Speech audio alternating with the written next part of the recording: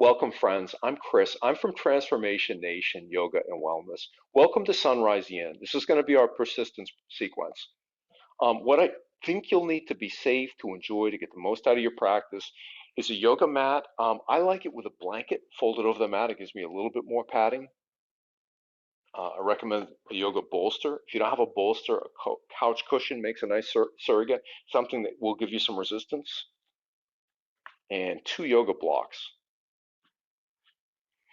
So pause your recording, roll out your mat, gather up your props, and when you're ready, press play, and I'll meet you on your mat for our Sunrise Yin persistence sequence.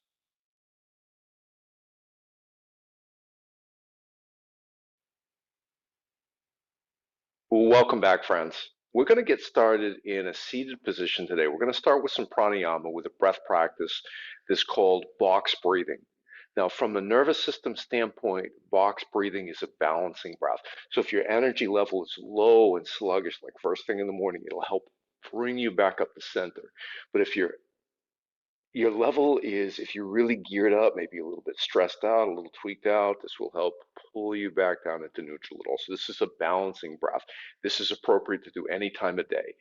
What it will look like from a technical standpoint, as long as your sinuses are clear, inhale and the exhale are both through the nose. And find a light constriction at the base of your throat, what we would call in vinyasa as an ujjayi breath. And I will cue you to inhale for a count of four, to hold at the top for a count of four, exhale for a count of four, and to hold at the bottom for a count of four. We'll do that 10 times. I will give lots of cueing in the beginning, but less and less cueing as we go throughout this breath practice. So let's start with a cleansing breath. We're on a deep, deep, deep, juicy inhale. Exhale at your mouth, make a sound. Good, that's it.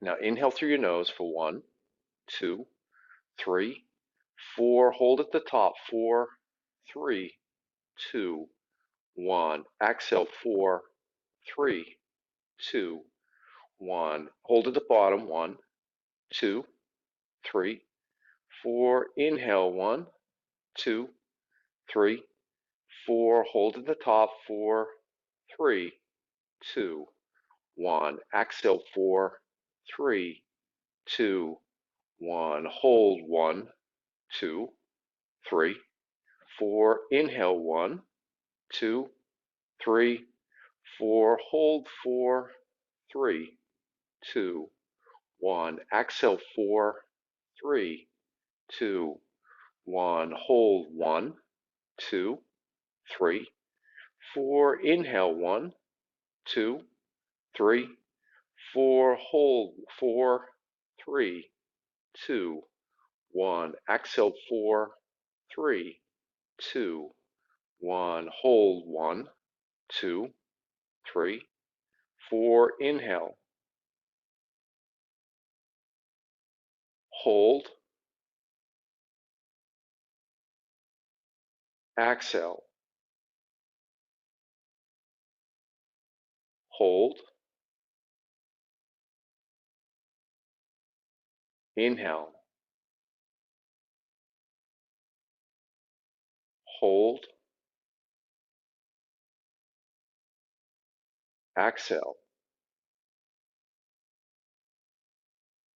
Hold. Inhale. Hold. Exhale. Hold. Inhale. Hold. Exhale. Hold. Inhale. Hold. Exhale. Hold. Last round. Inhale. hold, exhale, hold. Good job. Breath is natural, body is relaxed, eyes are gently closed. And then from here, friends, gently blink your eyes open. Make your way onto your back. And we're going to start out our yin practice this morning with banana asana. But maybe even start before that, the precursor might be a full body stretch. Reach your arms out over your head, reach your feet long as well. And then walk both hands over to the left, walk both legs over to the left as well. Until your body makes like a half moon or a banana shape. Right. And just as a reminder, I don't care a lick about what it looks like. Mine looks less like a banana and more like an old pencil that somebody left on the dashboard of a car in the summertime. That's okay. It's what it feels like. We're trying to open up space and length along the right side of the body, from the pinky edge blade of your right foot all the way up to the pinky finger of your right hand. Right, here's another cue of when to stop. When that right hip point starts to lift up off the earth, or the right shoulder starts to lift up off the earth, there's probably plenty. Just as a reminder, I want you to feel something in the shape. So we're looking for a threshold between discomfort and pain. So an achiness or a dull bitterness or a diffuse pressure. Or if a numerical scale is useful, visualize on a scale of sensation from 0 to 10, starting at a level that's at least a 4, no more than a 6. So I want you to exercise some restraint here. Because in yin, we do these long, deep holds. We get the appropriate level of sensation in the appropriate part of the body. And then we approach stillness and we allow time and gravity to draw all the tissues down toward earth. And failing to exercise restraint means we go in too high and it's really hard to relax into that and let time and gravity do their work.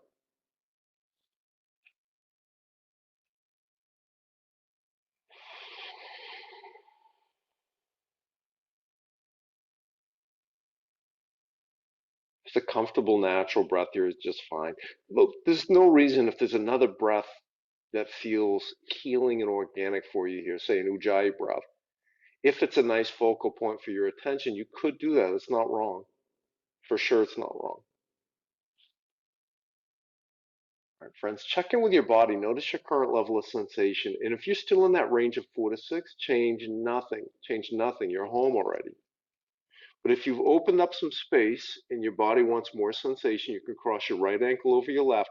You might take the thumb and index finger of your left hand, loop them around your right wrist, and also drag that left arm further over to the right.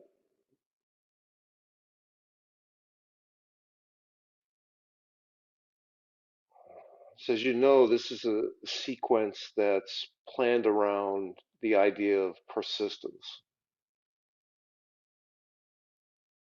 Persistence, I feel like, is the inclination to keep moving forward, even if, or maybe even especially if, all of the other forces in our lives um, seem to be pushing us in an opposite direction.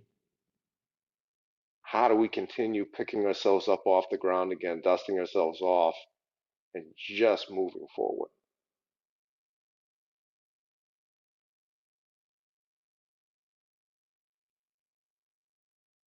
One of my favorite proverbs, I've heard this credited as a Japanese proverb, so I have to take that on good faith that that's accurate, but it's fall 7 times, stand up 8.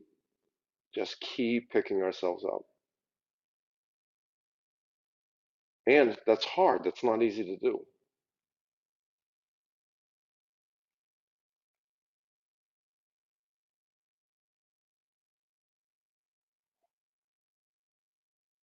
So a number of years ago, this friend of mine, his name's Daniel, and he posted this meme, and I'll paraphrase it, but it's something like, When you feel like you're starting over, know that we're never really starting over. We're starting from experience.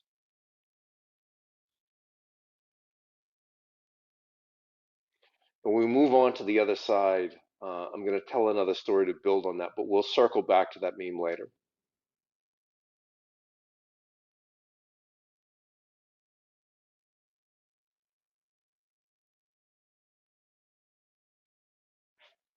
All right, friends. If you crossed your right ankle over your left, uncross the leg. If you're holding onto your right wrist, let it go.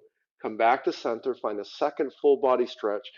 Maybe check in and notice the difference in the feeling of length in the connective tissues from your right and left sides of your body. And we're going to change sides. Walk your legs over to your right. Walk your arms over to the right as well.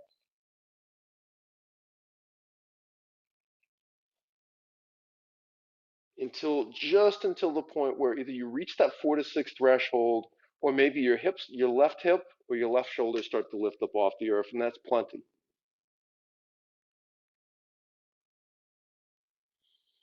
I'm a I'm a really big fan of author Elizabeth Gilbert, and the fact is, her book Eat, Pray, Love probably changed the course of my life. Right? I feel like Eat, Pray, Love was the catalyst for me. I read it on a yoga and Spanish retreat in Costa Rica in, I don't know, 2016 or 2017. And reading that book, there's one scene in particular, the whole book was impactful, but there's one scene in particular that really started to shift the way that I viewed myself, my life, and what was happening with that. So I got back from that retreat and I started looking for other media of hers to consume. So reading others of her books. I read, for example, Big Magic, her book on creativity, which I also recommend, by the way. It was excellent. But I also found out at that time she had this podcast, and it was called Magic Lessons, and it was based around, she was interviewing creators. It was based around her book Big Magic. And some of the people she was interviewing were people that at that time I had not been familiar with. But she introduced me to some amazing thinkers. And I started thinking midway through listening to this Magic Lessons podcast, another teacher whose work really has been meaningful and impactful for me is our University of Houston PhD social worker, Dr. Brene Brown. And when I think about how this idea was kind of manifesting in my head, but I think if you've ever heard a conversation between two little boys and they talk about something like, what if Superman and Batman had a fight? What do you think would happen? Who do you think would win? Right? In fact, they made a movie about this. Well, little boys talk about things like that a lot. And my version of this, my personal development version of this, before we go there, friends, check in with your body. Notice your current level of sensation. You could simply walk your legs and your hands further over to the right. You could cross, your left ankle over your right. Or you can make a loop with the fingers of your right hand, loop them around your left wrist, drag that left arm further to the right. So I started thinking about, what if Elizabeth Gilbert interviewed Brene Brown? How cool would that be? What would that be like? And then I got to the end of season 1 of Magic Lessons, which, by the way, had been released long before I started listening to it. And the guest that Liz Gilbert interviewed was Dr. Brene Brown. And as my weird little personal development fantasy had thought it might be, this conversation was amazing. It was amazing. I probably listened to this podcast 12 or 15 times, and I've sent it to dozens of other people. And the conversation starts around creativity, right? The role of creativity in our lives. What happens when we don't allow ourselves to be creative?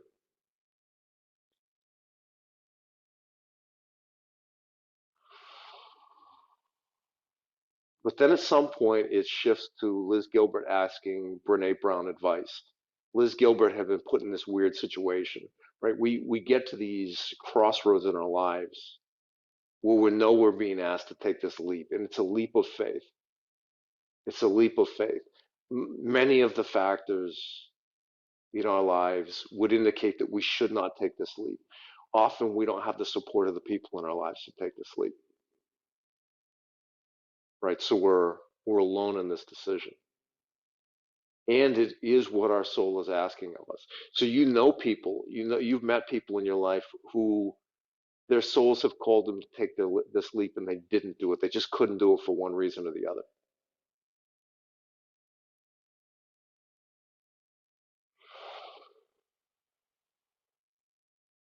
Right, before we go further into this discussion, uncross your left ankle over your right. Release your left wrist, come back into center, take a full body stretch. Now we're going to transition into our next shape, which will be a toe squat. So I'm going to turn to the side just to demonstrate. You might want to reach back. I don't know what it's like in your body, but when you tuck your toes under your feet and then sit back on the heels, my fourth toe and pinky toe are lazy, and they'll get out of this if they can. Right? So that's where you want to be. Now options. Hands could be on the mat. Right? This is a toe squat. Hands could be on blocks. This is a toe squat. It's a little bit more sensation. Hands could be on your thighs, right? Leaning, canting forward a little bit. That's a toe squat. Or stack the joints, float your head over your shoulders, over your hips, over your ankles. And only if you've chosen this, float your hands over your thighs by about an inch, inch and a half. And then on your next inhale, lift your arms up to shoulder height, 8 directions. Open them out to shoulder width. Draw your hands back into center. Now visualize like you were pulling the moon in towards your heart.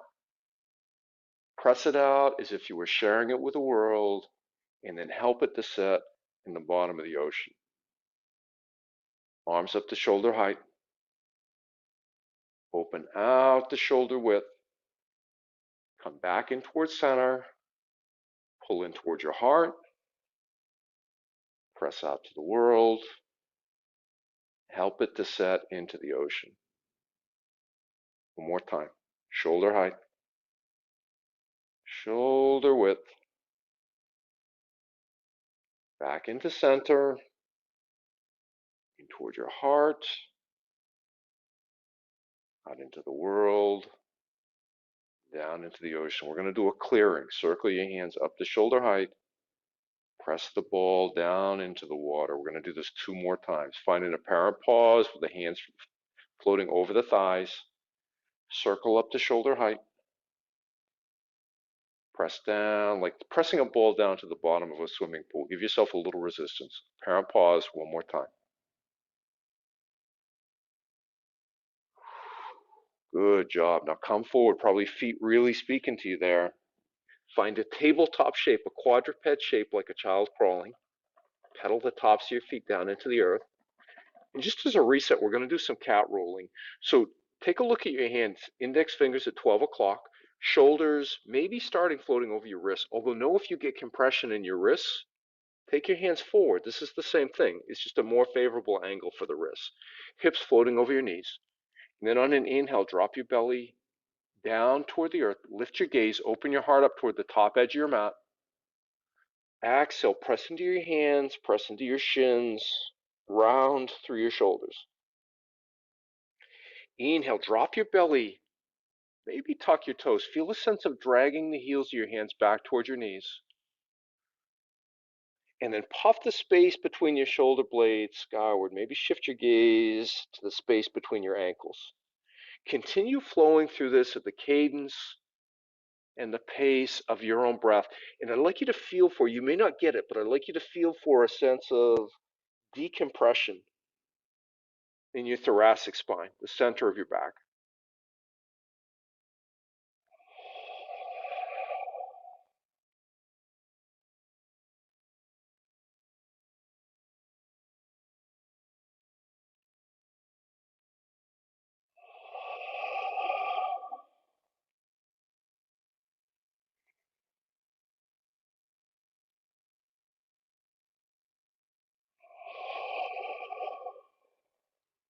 Come back into stillness. And then make your way down onto your belly. We're going to go into Sphinx pose. So I would like you to start to float your shoulders over your elbows. Place a block in between your wrists at the highest height.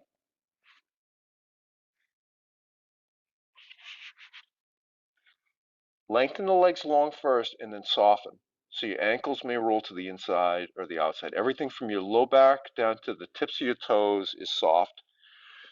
There will be some muscular engagement that you're going to need in order to keep your shoulders floating over your elbows. Other than that, see if you can soften, release everything down toward the earth. Soften your belly too. We often hold on to some firmness there. But what I feel like I'm learning about Sphinx pose is most of the value of Sphinx pose comes from having a soft belly here. All right, so Elizabeth Gilbert in this podcast interview asked Brene Brown for advice. And the advice is she's giving this public talk on creativity. And she gets a tough question from a member of the audience. And the member of the audience said, so I took this leap that you're talking about, and I got out a second mortgage on my home, and I cashed out of my retirement. I borrowed money from my in-laws, and I put everything into this idea that I was inspired to do, and I took this leap of faith, and the net didn't catch me. I fell to the earth. I was shattered. I was humiliated, and it was almost financial ruin. So Liz says, ask Brene Brown, what do you say to someone in this circumstance? And Brene and Liz both agreed, like, first of all, when we're encouraging people to be courageous and take the leap of faith when their soul calls them to, like, we don't want to encourage people to take extreme measures like a second mortgage on their house or cashing out of their retirement or things like that. Like, not to go into this lightly. But the second thing that Dr. Brown says is, like, the leap of faith, we don't take the leap of faith for the landing. We take the leap of faith for the sense of flying through the air. All right, friends, check in with your body. Notice your current level of sensation. You don't have to change anything, but you can, if you like, transition into seal pose. If you want seal pose, start pressing into the heels of your hands until your elbows lift. And then, if you like, walk your hands in closer towards your waist. The closer your hands get towards your waist, the more sensation you'll feel in the shape. Right, so we don't leap for the landing, we leap for the sense of flying through the air. And what does that change for us in our perception?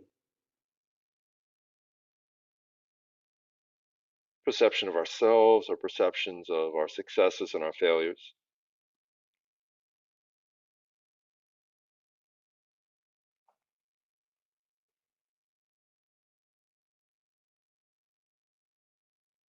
Dr. Brown also says every really successful person that she knows, that story about going big, putting everything in, and then falling and landing on their face, every successful person she knows has 5 to 7 stories like that. 5 to 7 times where they leapt through the air and crashed to the ground, no net to catch them.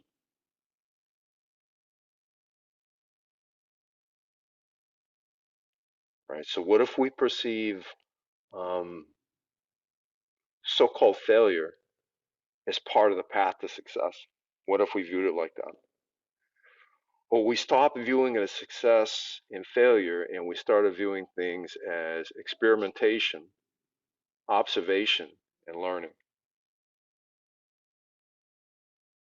All right, friends, if you transition from Sphinx into Seal, lower back down onto your belly, to your right arm out to the side, bring your left hand under your left shoulder, rest your right temple on the earth for now, and then start pressing into your left hand, broken wing. Lift your left shoulder, maybe float it over your right. Whole left plane of your body floats over your right. And you could even, if you like, put a bend in that left leg, step your left foot behind your right knee.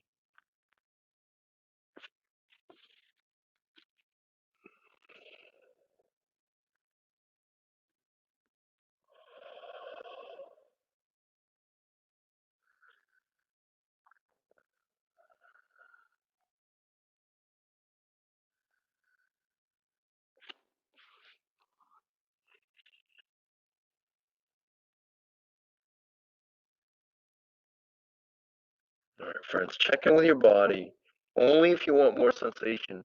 Step one, walk the fingers of your right hand further over to your right. Step two, I used to cue this as take a half bind behind that left, with that left arm behind your low back or lift it up toward the stars. But I'm doing this differently now. If you'd like more sensation, place a block under your left hand at any height.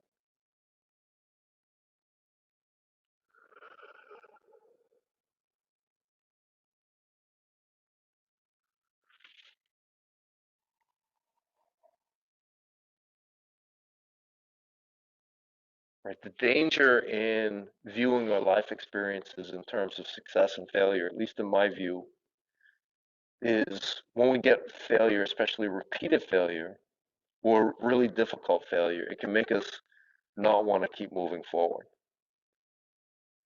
So anything that we can do to find a healthier and accurate perspective, I think is useful here.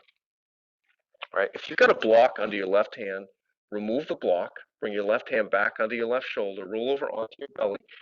You stay right where you're at. I'm going to change positions just for demonstration purposes. We're going to do the other side.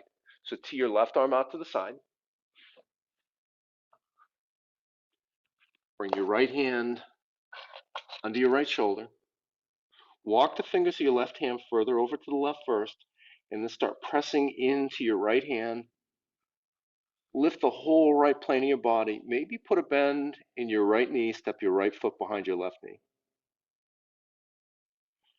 It's said that American inventor Thomas Edison, in inventing the light bulb, they ran into really frustrating, time-consuming, and costly problems with the filament. Everything else seemed to be working: the glass bulb, the vacuum. They couldn't seem to get the right material for the filament. So the filament either wouldn't light, or it would light but immediately burn out, sometimes shatter the glass in the vacuum tube. And at one point, in frustration and heartbreak and desperation, the foreman of Thomas Edison's crew came to him and said, "This is a fool's errand. This is never going to work. We have tried and failed 1,000 times." And Thomas Edison is said to have responded, "Nonsense. We've learned 1,000 ways in which this does not work."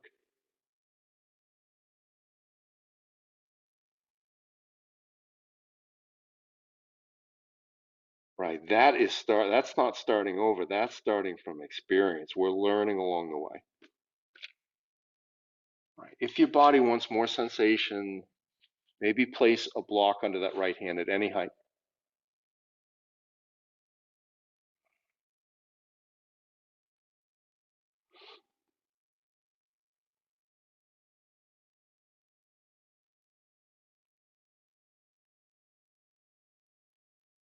When we start to view our lives and our experiences as we've learned 1,000 ways in which this does not work, that allows us to continue picking ourselves up, standing up for that eighth time, and continue plodding forward, whatever that looks like.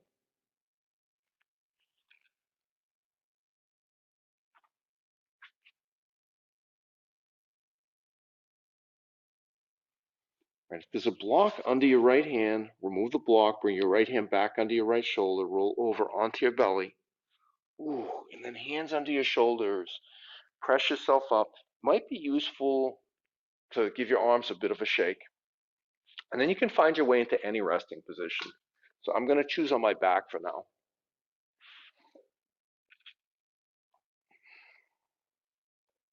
I'm going to find a butterfly shape on my back.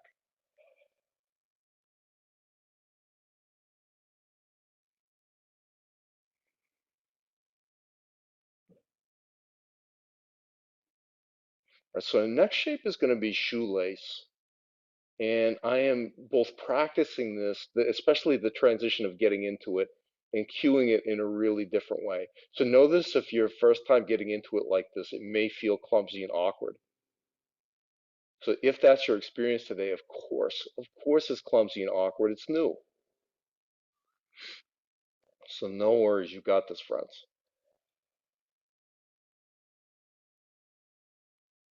Bring your hands, if you're in butterfly, to the outside of your thighs. Close your knees together. Roll over onto either side. And then press yourself up onto your knees. Grab a block. Bring your right knee forward in front of you to the center of your mat with that whole right heel canted off to the left-hand side of your mat. Block needs to be close by. Wrap left knee over your right, so eagle legs. So come forward onto your hands here until your left knee comes down into contact with the earth.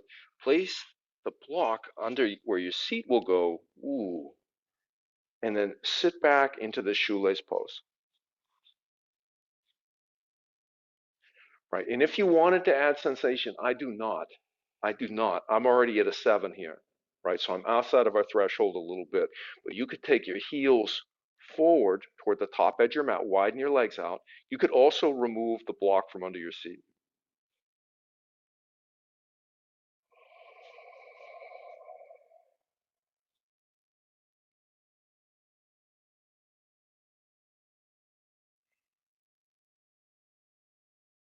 So we do not start over, we start from experience.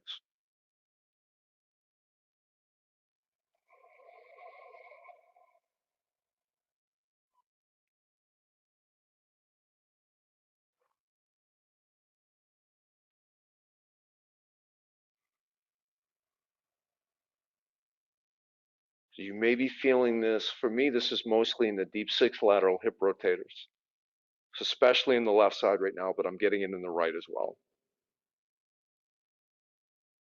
But if you feel it somewhere else, that's okay. We don't live in the same body. You live in a different body than I do, and your experience in poses may be very different from mine. Right? When we transition out of this, what I would like you to do, come forward onto your hands and knees first. Look, the left leg's already set up for where we're going. Wrap your right knee over your left. Come into eagle legs here. Sorry, Angel. I scared the little dog here. Place a block under your seat. Sit back onto your heels again. So this stuff has all kind of come into my perspective recently. The calling from our soul that I mentioned to go big and to make some big bold move.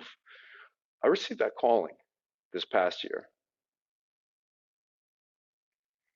and it was really scary. But when the signs from the universe came to me, it was really clear that this is what the universe was calling for, and I went really big. And I wouldn't say that I failed. I wouldn't say it was a complete failure, but I would say that the wild success that I was experiencing in the way that I imagined that this would unfold, it hasn't happened like this. So it's been much more of a flop.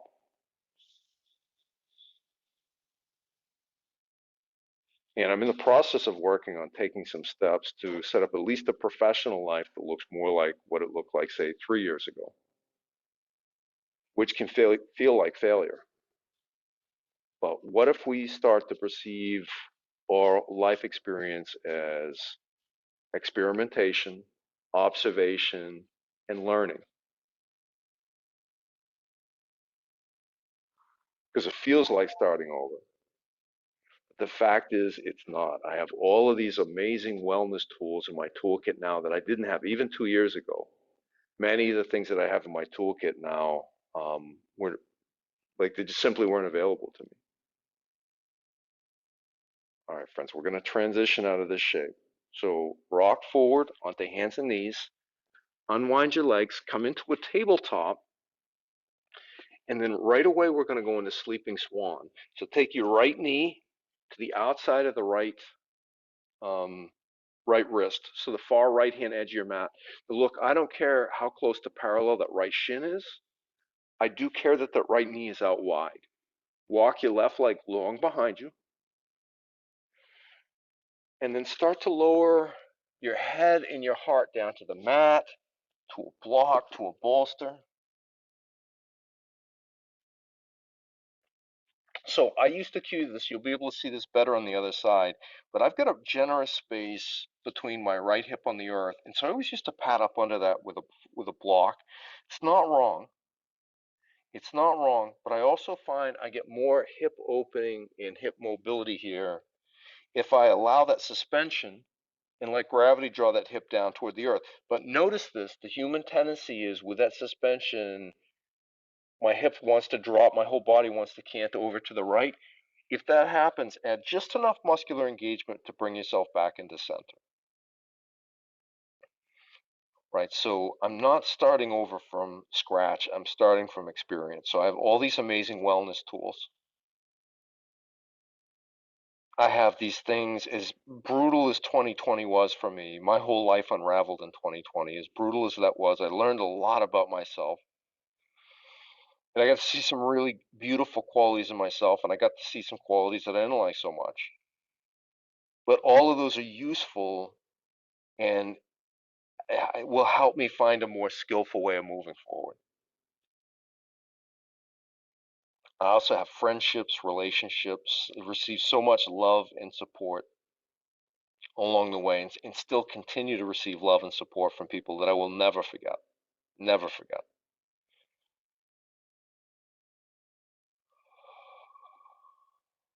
So nothing can take those things away from me. We do not start over. We start from experience. And like I have to remind myself, why did I take the leap? Why did I take the leap? Did I take the leap to stick the landing? No. I took the leap for what the sensation of what it felt like to fly through the air. It felt wonderful. It felt wonderful. It was amazing.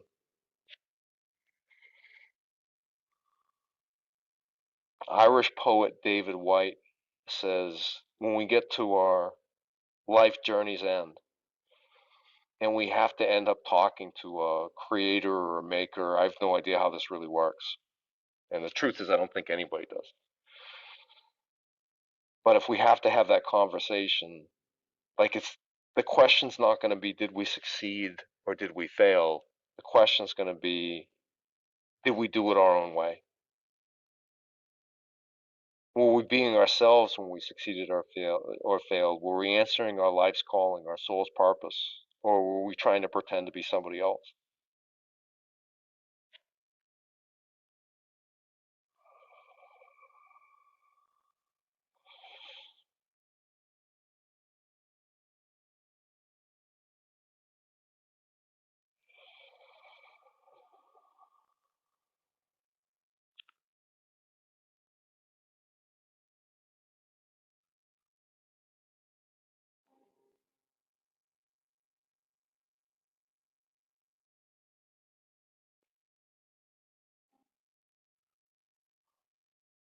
All right, friends, start to walk your hands up under your shoulders. Lift yourself up out of the shape. Come back into a tabletop. And it might be skillful to find a little bit of a counter pose as a reset, maybe circling that right hip out or stepping your right foot behind your left leg, shifting your gaze over your left shoulder. You don't have to do any of these, and you can do any or all of them.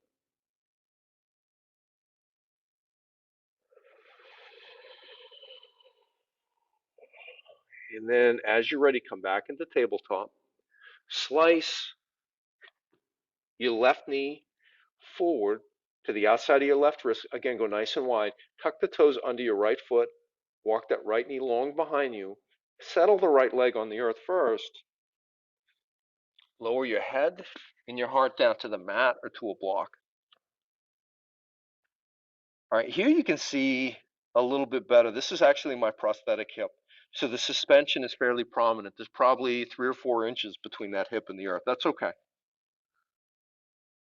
And I'm noticing how good it feels to just allow gravity to draw that down toward the earth. So that being said, you can support under that space, that gap.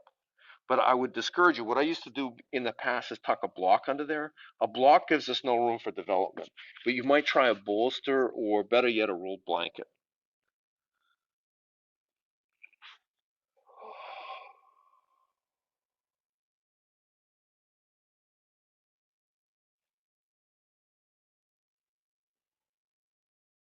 So not only is this perspective of experience, observation, and learning, or a thousand ways in which this does not work, lend itself to persistence and continuing to move forward.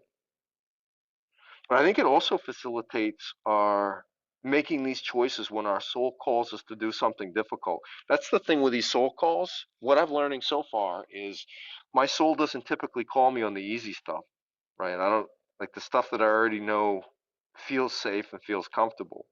Like I don't get that call there. I get the call when it's something that's going to be really brutal,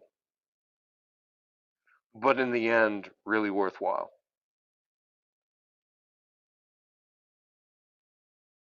Right? So, like, I don't know, this experiment that I've been on, this course that I've been on, that I told you I put everything in, and it kind of fizzled out and flopped. Um, it's been really fun. I've learned a lot, and although I invested a lot, I put everything into this effort and didn't get the return on the investment, at least in the way that I expected I would, and I regret nothing. I regret nothing, and that feels good.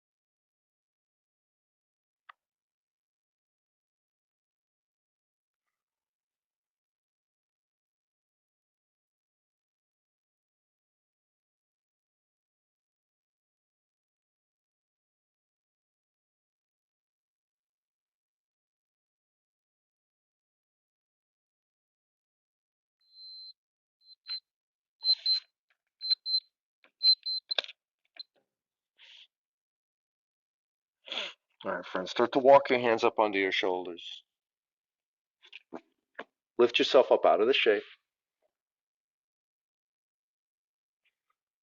If a counter pose here would be meaningful for you, maybe circling that left hip, or again, like the other side, maybe stepping that left foot behind your right, shifting your gaze out over your right shoulder. Take the time to do whatever is going to feel organic and healing for you. And then when you've had a chance to do a couple of reset poses, I'd like you to come back into a tabletop, grab your bolster. We're going to do frog pose. I'm going to show this from two different positions.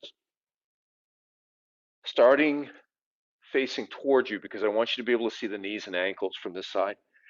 Slide the bolster so about a third of the length of the bolster is between your wrists and your knees. And then turn your ankles out to the outside. Start to walk your knees and your ankles out in tandem together.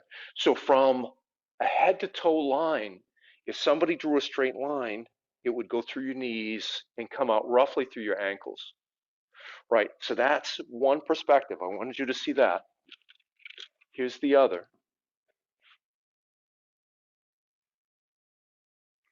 The human tendency here is for the hips to scoot forward, right? It becomes easier. There's less sensation here. And instead, from a side to side line, if somebody drew a straight line through the hips, I would like it to come through your knees. And then lower your heart down onto your bolster. Now, this is often done in vinyasa as like a forearm plank. That's not wrong. It's not wrong, and you can do that if you like, but that's not what I'm looking for you out of this pose.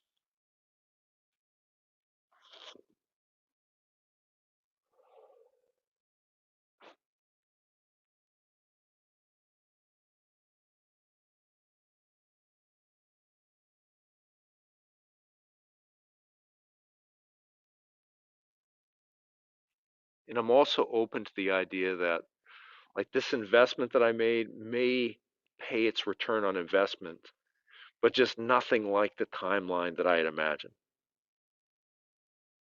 Right. So what does it look like to slow things down for myself a little bit here, to allow ourselves that grace?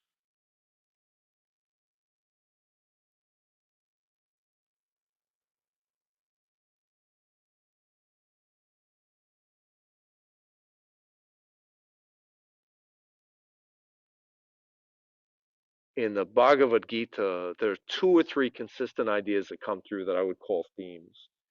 But one is that Krishna says to Arjuna over and over again, some version of, you have a right to your actions, but not to the fruit of your actions. Right? So what does that mean? He says this in so many different ways. Basically, do your duty. When you're called to your duty, do your duty, and don't worry about the results. Release yourself from the responsibility of needing to worry about the results. Just is really, frankly, it's really hard.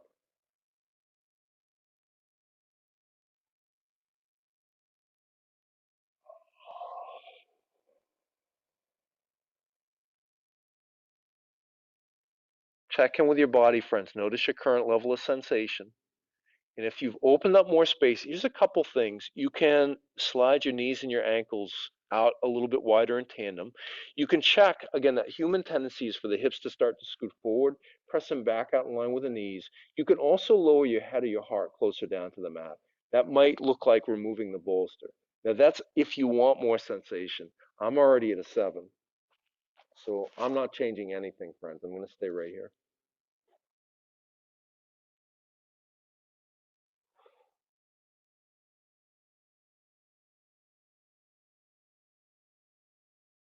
I feel like, at least for me, the biggest shame isn't taking a big gamble and betting on myself and then losing everything. Right? The biggest gamble is coming to the end of my time, whether that's like this afternoon or whether that's 50 years from now, and laying on my deathbed and just wondering what it would have felt like to fly through the air. What a shame it would be not to know the answer to that question. Um, I had a conversation about this with my partner. I should say, I'll give a little context for that first. In my previous career, I was given lots and lots of opportunities over and over again. Things seemed to come, opportunities came easily to me than almost to anybody else that I know. To the point where, like, much of the time, I recognized it wasn't particularly merit. And I don't know why I was given these opportunities. I just know that I was, right? So I'm grateful for that. And then after my life unraveled and fell apart in 2020, I was applying and interviewing for jobs over and over again where I thought it was almost a sure thing, or I'd be a really strong contender. Sometimes get an interview, sometimes feel like the interview went really well, and then not get any follow-up call. So step up to the plate, see the pitch, swing big, miss the ball and fall down onto a knee. Struck out over and over and over again. Right. So going from being a home run artist to a strikeout artist. All right, friends, to come out of this pose, I'd prefer you not muscle out of this. The most gentle way I found to come out, let the crown of your head rock forward. Notice how the hips slide down to the earth, then walk your legs back behind you. Oof. Press yourself up onto your knees. Make your way onto your seat. And we're going to close out our yin practice with dragonfly. So to do this, what I'm going to do, I'm going to place a seat under my block. I'm going to keep my bolster to fold forward onto. And then feet out nice and wide. If you can easily and naturally fold forward, for some of you, you don't need a block under your seat, one, and your head and your heart will come forward easily onto the earth. That's great. That's not my life experience. Right, so a couple options. One, you place the foot of the bolster on the earth in between your legs, the head of the bolster up against your heart and fold forward. Another option, you could do this with or without the bolster. For me, this is better with the bolster. Place the bolster across your thighs, elbows on the bolster, and to start, you might place your thumbs in the inside or upper eye socket. This is urinary bladder 2 acupressure point. Now, let me tell you from the start in this shape, my experience in this is this feels really, really good for some period of time. And then when it stops feeling good, it starts feeling really not good. So another option, I call this, I don't know if it has a name, I call it the Macaulay Culkin. Bring the heels of your hands together, rest your cheek into your hands. Right, so my partner and I started dating after the point where my life was unraveling. She was one of the factors. She was one of the catalysts to help me start to rebuild things. And so my professional time as a home run artist, like apply for the job, get the interview, be the first choice candidate every time, was long gone. And all she see me do was strike out. And we had a conversation about this more recent gamble where I went big, took the leap of faith, leapt through the air, kind of crashed to the ground. And I was trying to feel out what her perspective on this was, and she shared it with me without much prompting. And she said, "Aren't you glad you found out? Wouldn't you have regretted it if you'd spent your time wondering, I wonder what would have happened?" Right? So when we have that kind of support in our lives, friends, it makes it easier. So we don't always get that.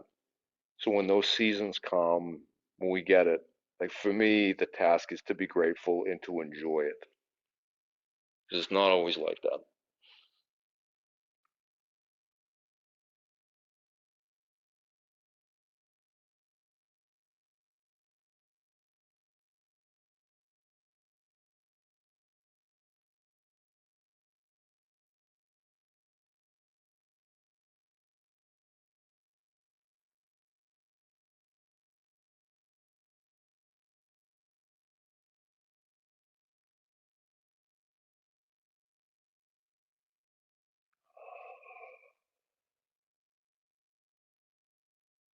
Check in with your body. Notice your current level of sensation. If you've opened up some space, first you can fold your heart or your head closer down to the earth.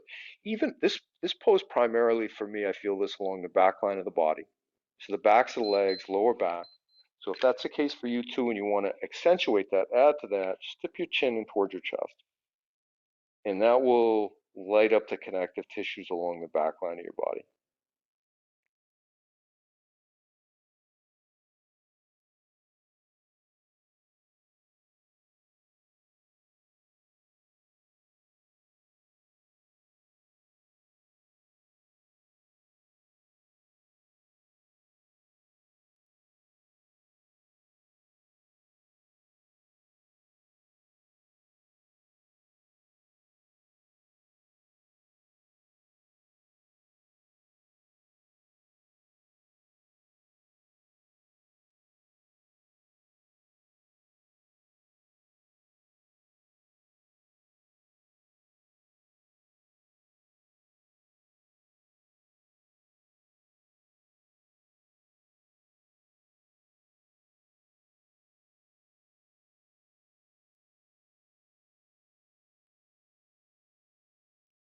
And start to lift yourself up out of the shape, whatever that looks like. The most gentle way I found to come out of the leg portion of this, if you pull your hands behind, bring your hands behind your knees, and then pull the heels in towards your body, it creates lots of slack. And then make your way into any final resting shape. So this can be on your seat, your belly, your back, your side. What I'm going to ask of you here is find the shape that allows you to balance two qualities, relaxation and alertness. And as long as you have that, the shape can look like anything you like. Once again, I have little interest in what the shape looks like for you. A lot of interest in what it feels like. What's your experience in this shape?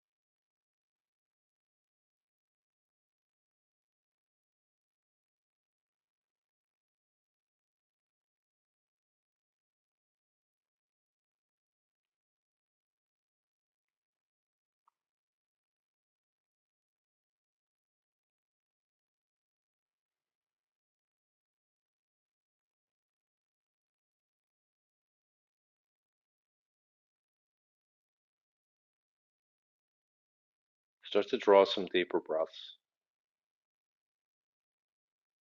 Going bigger in your belly, bigger in your chest on each inhale. Being more full and complete on each exhale. Start also now to begin to reanimate your body with any small movements. Maybe the digits, maybe that's wiggling the fingers or the toes. Maybe that's something with your neck. And as those small movements start to warm your body, anytime you're ready, you can start to go bigger, radiating out bigger. So that might look like rotating your hands at the wrists, feet at the ankles. If you're on your back with the soles of your feet on the earth and a bend in your knees, you could drop your knees off from side to side, windshield wiper your legs, take a full body stretch. It really could be anything. And then roll over onto either side, find a fetal position. Take 3 or 4 minutes, check in, notice what's the quality of your physical body? What's the quality of your emotional body? What's the quality of your mental body? What's the quality of your nervous system now, post practice? And then press yourself up into any seated position. So it could be cross legged, could be hero's pose, could be on a chair for all I care, friends, as long as you're comfortable. Bring the heels of your hands together. Rub the palms of your hands together to warm them. And then set the heels of your hands just below the bottom of your eye sockets. And start to tweeze your elbows together. Relax your forehead forward. So I would like your shoulders floating over your hips, but the crown of your head to cam forward. And with the forearms, the elbows tweezing together, you've created this triangle shape with your arms. So lots of support for the hands, or sorry, lots of support for the weight of the head and neck in the hands.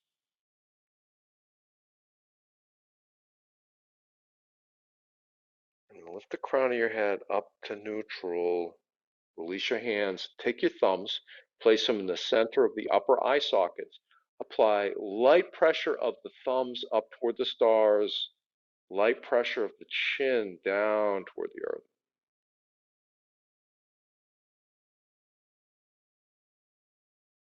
Then bring your chin back to neutral. Release the thumbs. Take the index fingers in the center, bottom of both eye sockets. Apply light pressure with the index fingers down toward the earth. Light pressure of the chin up toward the stars.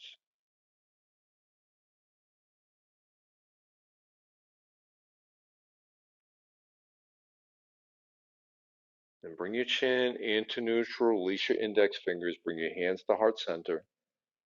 Thank you, friend, for practicing with me this morning, for moving and breathing with me. When you fall that seventh time, may you stand up the eighth. Draw your thumbs to the space between your eyebrows. Blessings to you and your family. And that concludes our practice for today.